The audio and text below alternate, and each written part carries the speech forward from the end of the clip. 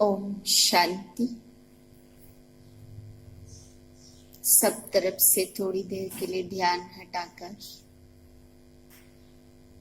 सारा ध्यान स्वयं का दर्शन करने में लगाएं। स्वयं में आत्मा छोटा सा बिंदु सितारा हूं।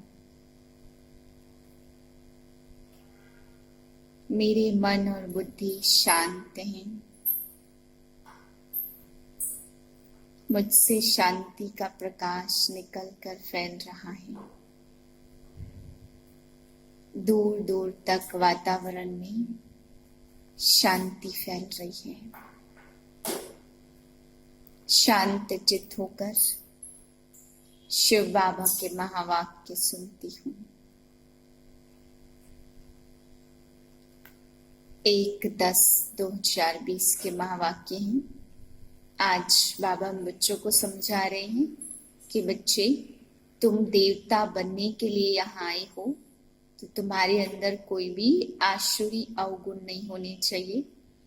जब तुम बच्चे देवता बनते हो तो माया भी पूरा दुश्मन बनती है, माया भी पूरा विरोध करती है, तो तुम्हारे अंदर अवगुण भी काम करने लगते हैं।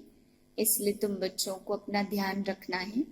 बाबा ने कहा कि क्रोध करना, तंग करना, बुरे कर्म करना, गुस्सा करना, ये सब पाप है।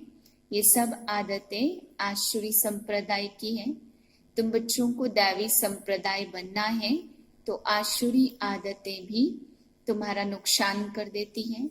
इसलिए अपनी चेकिंग करनी है, कहाँ तक मुझ में दैवी गुण आए हैं, कहाँ तक अभी भी आसुरी अवगुण अपना काम कर लेते हैं।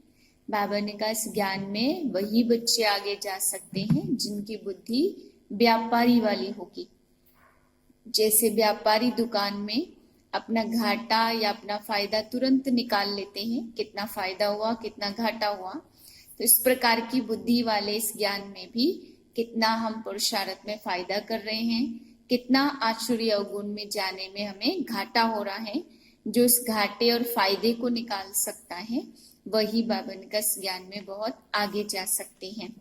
गवर्नमेंट जॉब वालों को, नौकरी वालों को तो बाबा ने कहा कि एक ही मुकर्रर पगार मिलती है, लेकिन व्यापारी बुद्धि वाले अधिक, एकदम से बहुत ज्यादा फायदा भी अपना कर सकते हैं।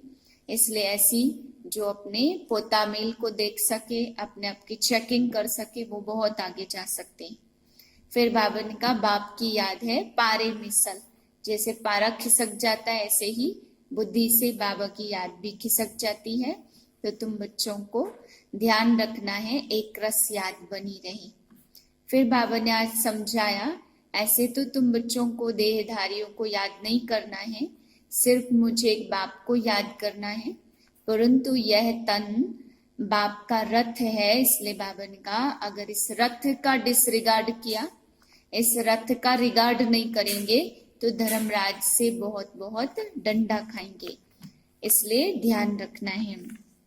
मीठे बच्चे, तुम्हें देवता बनना है, इसलिए माया के आसुरी अवगुणों का त्याग करो।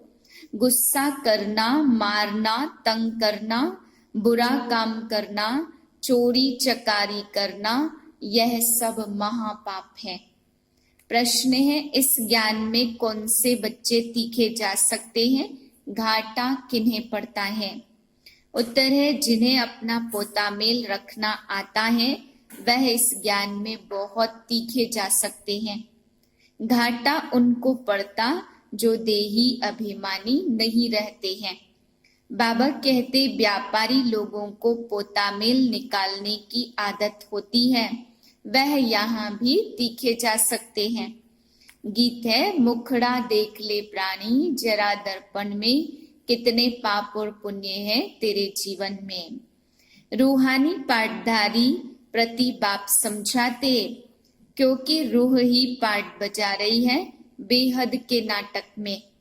तो मनुष्यों का ज्ञान बच्चे इस समय पुरुषार्थ कर रहे हैं, भल वेद शास्त्र पढ़ते हैं, शिव की पूजा करते हैं, परंतु बाप कहते हैं इनसे कोई मेरे को प्राप्त नहीं कर सकते, क्योंकि भक्ति है ही उतरती कला, ज्ञान से सद्गति होती है, तो जरूर कोई से उतरते भी होंगे ना। यह एक खेल है जिसको कोई भी जानते नहीं है। शिवलिंग को पूजते हैं तो उनको ब्रह्म नहीं कहेंगे, तब कौन है जिसको पूजते हैं?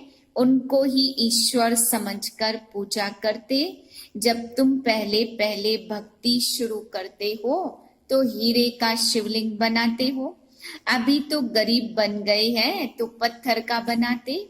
हीरे का लिंग उस समय 4-5 हजार का होगा, इस समय तो उसका दाम 5-7 लाख होगा। ऐसे हीरे अभी मुश्किल निकलते हैं, पत्थर बुद्धि बन गए हैं तो पूजा भी पत्थर की करते, ज्ञान बिगर। जब ज्ञान है तो तुम पूजा नहीं करते हो, चैतन्य सम्मुख में है तो तुम उनको याद करते हो। जानते हो याद से विकर्म विनाश होते हैं। गीत में भी कहते हैं प्राणी, प्राणी कहा जाता है आत्मा को। प्राण निकल गया तो जैसे मुर्दा है, आत्मा निकल जाती है। बाप कहते हे आत्माएं, अपने अंदर जांच करो कहाँ तक दैवी गुणों की धारणा हुई है। कोई विकार तो नहीं है, चोरी चकारी आदि का कोई आसुरी अवगुण तो नहीं है। आसुरी कर्तव्य करने से फिर तुम गिर पड़ेंगे, इतना दर्जा पा नहीं सकेंगे। खराब आदत को मिटाना जरूर है। देवता कभी कोई पर गुस्सा नहीं करते हैं। यहाँ असुरों द्वारा कितनी मारे खाते, क्योंकि तुम दैवी संप्रदाय बनते हो तो माया तुम्हारी कितनी दुश्मन बन पड़ती है। माया के अवगुण काम करते हैं, मारना, तंग करना, बुरा काम करना, यह सब पाप है। तुम बच्चों को तो बहुत शुद्ध रहना चाहिए, चोरी चकारी आदि करना तो महान पाप है। बाप से तुम प्रतिज्ञा करते हो, बाबा मेरा तो एक आप, दूसरा न कोई। हम आपको याद करते रहेंगे। भक्ति मार्ग में भल गाते हैं, परंतु उनको पता नहीं है कि याद से क्या होता है। वह तो बाप को जानते ही नहीं है। एक तरफ कहते नाम रूप से न्यारा है, दूसरे तरफ फिर लिंग की पूजा करते हैं। तुमको अच्छी रीति समझकर फिर समझाना है। बाप कहते हैं यह भी जज करो कि महान आत्मा किसको कहा जाए। श्री कृष्ण जो छोटा बच्चा स्वर्ग का प्रिंस है, वह महात्मा या आजकल के कलयुगी मनुष्य, वह विकार से पैदा नहीं होता। वह है संपूर्ण निर्विकारी दुनिया, यहाँ है विकारी दुनिया। निर्विकारी को बहुत टाइटल दे सकते, विकारी का क्या टाइटल है। श्रेष्ठाचारी तो एक बाप बनाते, वह है सबसे ऊंचते ऊंच, और सब मनुष्य है पार्टधारी, तो पार्ट में जरूर आना पड़े। सतयुग है श्रेष्ठ मनुष्यों की दुनिया, जानवर आदि सब श्रेष्ठ हैं। वहां ऐसे तमोगुनी कोई जानवर होते नहीं हैं। तुमको मालूम है मोर और डेल है, वह विकार से बच्चे पैदा नहीं करते। उनको आंसू गिरता तो उसे डेल धारण करती है, नेशनल बर्ड कहते हैं। सतयुग में भी विकार का नाम नहीं है। मोर का पंख पहला नंबर जो विश्व का प्रिंस श्री कृष्ण है, उनके माथे में लगाते तो कोई रहस्य तो होगा ना। तो यह सब बातें बाप रिफाइन कर समझाते हैं। बाप कहते तुमको देवता बनाता हूँ तो अपनी पूरी पूरी जांच करो। मेहनत बिगर विश्व का मालिक थोड़ी बन सकते हैं। जैसे तुम्हारी आत्मा बिंदी, वैसे बाप भी बिंदी है। मूल बात तुम अपने अंदर में देखो, हमारे में कोई विकार तो नहीं है। रात को रोज अपना पोता मेल निकालो, गवर्नमेंट सर्वेंट पोता मेल नहीं निकाल सकते। व्यापारी हमेशा पोता मेल निकालते हैं, उन्हों को मुकर्रर तनख्वाह मिलती। इस ज्ञान मार्ग में भी व्यापारी तीखे जाते, पढ़े लिखे ऑफिसर्स इतना नहीं। व्यापार में तो आज 50 कमाया कल 60 कमाएंगे, कभी घाटा भी हो जाएगा। गवर्नमेंट सर्वेंट की तो फिक्स पे होती है। इस कमाई में अगर आत्माभिमानी नहीं होंगे तो घाटा पड़ जाएगा। माताएं तो व्यापार करती नहीं हैं, उनके लिए और ही सहज है। कन्याओं के लिए फिर और सहज है, क्योंकि माताओं को तो सीढ़ी उतरनी पड़ती है। बलिहारी उनकी जो इतनी मेहनत करती हैं। कन्याएं तो विकार में गई ही नहीं तो छोड़े फिर क्या। पुरुषों को तो मेहनत लगती है, कुटुंब परिवार की संभाल करनी पड़ती है। सीढ़ी जो चढ़ी है वह सारी उतरनी पड़ती है। घड़ी घड़ी माया थप्पड़ मार कर गिरा देती। अभी तुम बीके बने हो, कुमारियां पवित्र ही होती हैं। सबसे जास्ती होता है पति का प्रेम।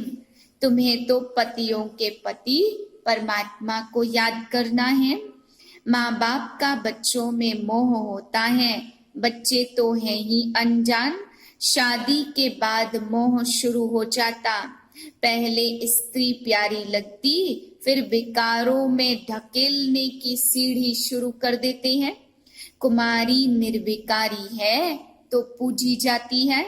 तुम्हारा नाम है बीके, तुम महिमा लायक बन फिर पूजा लायक बनते हो। बाप ही तुम्हारा टीचर भी है तो तुम बच्चों को नशा रहना चाहिए, हम भगवान के स्टूडेंट हैं। प्रजापिता ब्रह्मा से रचना होती है, फिर वृद्धि को पाती है। अभी तुम्हारा एक ही कनेक्शन है भाई भाई का, और कोई कनेक्शन नहीं। अभी तक बाप के मंदिर बनाते रहते हैं, परंतु मनुष्यों को थोड़ी पता है कि देवताओं का राज्य कब था, फिर कहाँ गया।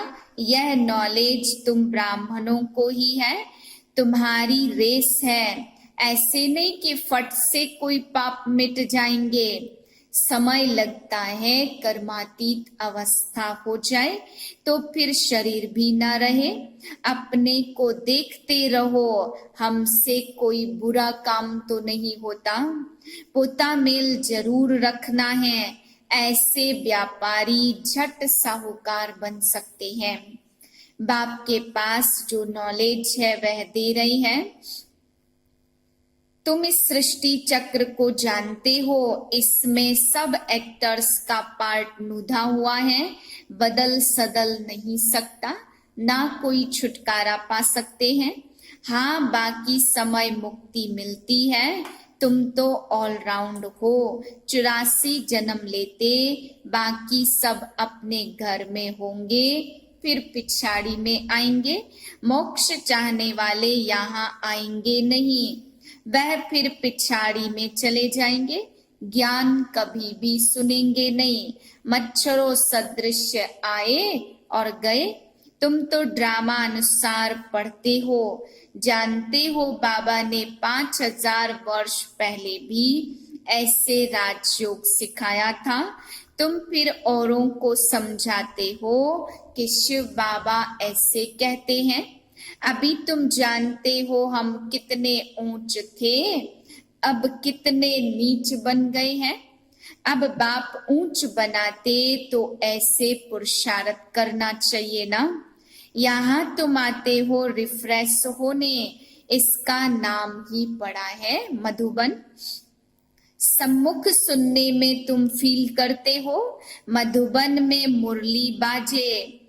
तुम्हारे कलकत्ता व बॉम्बे में थोड़ी मुरली चलाते हैं, बाप तो चलाते हैं मधुबन में।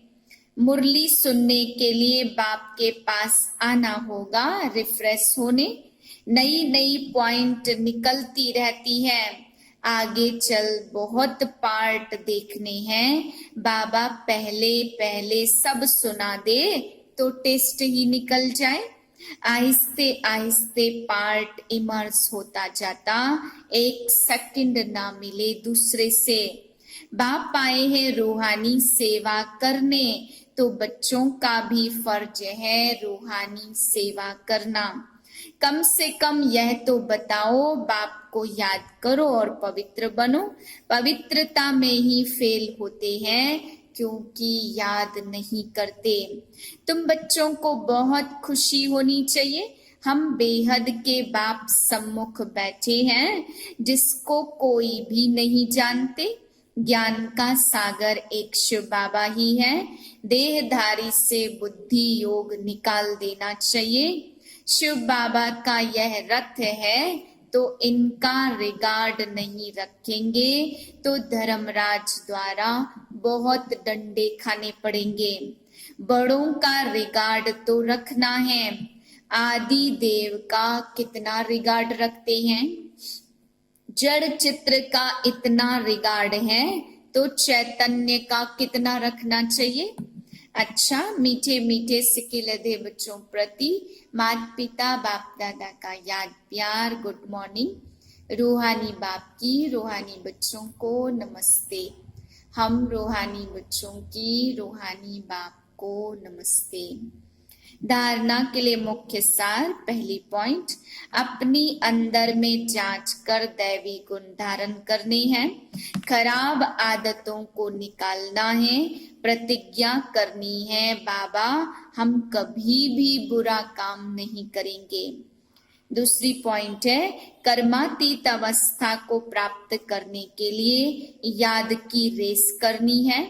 रूहानी सेवा में तत्पर रहना है, बड़ों का रिगार्ड रखना है। वरदान है, सर्व खजानों को स्व के प्रति और औरों के प्रति यूज करने वाले अखंड महादानी भव। जैसे बाप का भंडारा सदा चलता रहता है, वैसे ही आपका भी लंगर अखंड चलता रहे, क्योंकि आपके पास ज्ञान का, शक्तियों का, खुशियों का भंडारा भरपूर है। इसे साथ में रखने या बांटने में कोई खतरा नहीं है। यह भंडारा खुला होगा तो चोर नहीं आएगा, बंद रखेंगे तो चोर आ जाएंगे। इसलिए रोज अपने मिले हुए खजानों को देखो और स्व के प्रति और औरों के प्रति यूज करो, तब अखंड महादानी बन जाएंगे। स्लोगन है, सुने हुए को मनन करो, मनन करने से ही शक्तिशाली बनेंगे। ओम शांति।